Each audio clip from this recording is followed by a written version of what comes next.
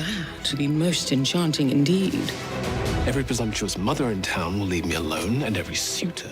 The costume department that works on Bridgerton definitely earns its money. The gorgeous outfits and show-stopping gowns are one of the best parts of the hit drama. Everyone that tunes in to binge-watch Bridgerton on Netflix loves the scandal, conflict, and, most importantly, the clothes. Each piece speaks to the audience about who is wearing it and how they're feeling. After all, your outfit can reveal part of yourself to the world. Today, we're going to have a look into some of the most amazing costumes in Bridgerton, whilst having a look at some brand new on-set photos of costumes coming for Season 2, along with some amazing new theories and speculations. Before we get started on today's video, make sure you leave a like for us down below. And if you subscribe to our channel, you won't miss any of our brand new content. Turn on that notification bell to stay up to date with our newest videos. Let's start with clothes. Marina, after traveling to stay with the Featheringtons to debut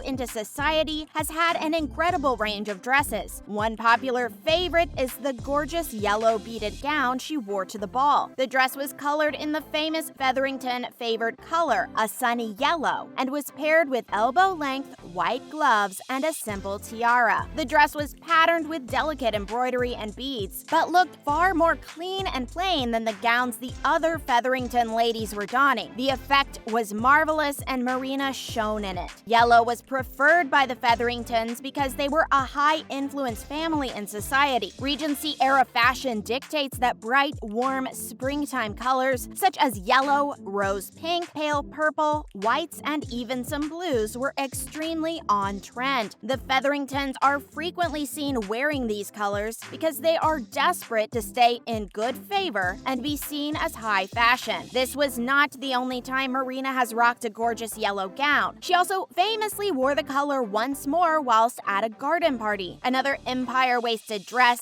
this time in a much brighter shade of yellow, and paired this time with lacy gloves. The golden yellow dress featured green vines and pink flowers embroidered on, showing off the beauty of a summer's day. And overall, the look was tasteful and classy. It definitely shows off Marina's less is more wardrobe. She looks stunning in every single dress she wears. Carrying on with the springtime color palette, let's take a look at another ball gown that made a statement. Cressida Cowper wore an eye-catching number after being rejected for marriage by Prince Frederick, showing that she wasn't going to let romantic dejection stop her from looking incredible. The dress in question was a delicate number made with lots of incredibly detailed peach flowers embroidered on. The flowers were highlighted with other pastel shades, including pale greens and purples. The overall look was beautiful, and Cressida paired the dress with long peach gloves and possibly the most intricate hairdo of the whole show. Her hair was styled up in braids with pearls and flowers woven in. She wore an incredible headpiece on the top, also featuring tiny pearls and beads and even lace. The whole outfit looked amazing, and while there is no doubt that all the Cowpers looked gorgeous that night, Cressida definitely stole the show. The second season for Bridgerton has, of course, begun filming already. We've got some details for you, which include a behind-the-scenes peek at the amazing costumes that the cast members are wearing for the filming of this hit show. Firstly, we've got to talk about Jessica Madsen. She famously plays the part of Cressida Cowper, who appeared earlier in the video looking gorgeous. She can be seen with two brand new cast members whose appearance we will get to in a moment. Cressida can be seen wearing a gorgeously detailed lilac dress with a detailed floral headpiece and her blonde hair perfectly coiffed. She is filming on the grounds of the Old Royal Naval College in London, and the outer setting is lending to the idea that this scene might be a garden party or another kind of social occasion set outside. Her beautiful dress skims the floor and is made with a rich fabric printed with delicate blooms. The colors a swirling mix of pale pink and lilac. The sleeves are slightly puffed and have intricate detailing, and she is looking every inch the high society lady. Now to her co-stars. Standing either side of their friend are two ladies who are looking equally resplendent alongside Cressida. They're wearing long dresses in matching pale green shades, one with a pink bow and the other wearing hers with a purple corsage. Both ladies have pink scarves and pink headdresses with delicate flowers, and standing on either side of Cressida, they complement her perfectly. The pastel shades in their outfit are incredibly sweet to look at, and it makes you wonder if their personalities in this scene are going to match, or whether the over-the-top cuteness in their dress style will be a contrast to how they behave. We have a couple of brand new faces seen in these behind-the-scenes pictures, complete with resplendent dresses that we absolutely have to talk about. Two ladies in beautiful blue and purple gowns can be seen filming on the steps of the Old Royal Naval College. Melissa Advani and Priya Kansara were spotted in floor-length gowns and perfectly styled hair in beautiful shining curls and delicate headpieces. The two play a mother and daughter, and while the costumes for the pair are not entirely visible due to the blankets and coats worn to keep warm between shots, it is obvious that, like the other costumes at occasions, they're incredibly detailed, colorful, and beautiful. One of my personal favorite brand new costumes that we got to have a sneaky look at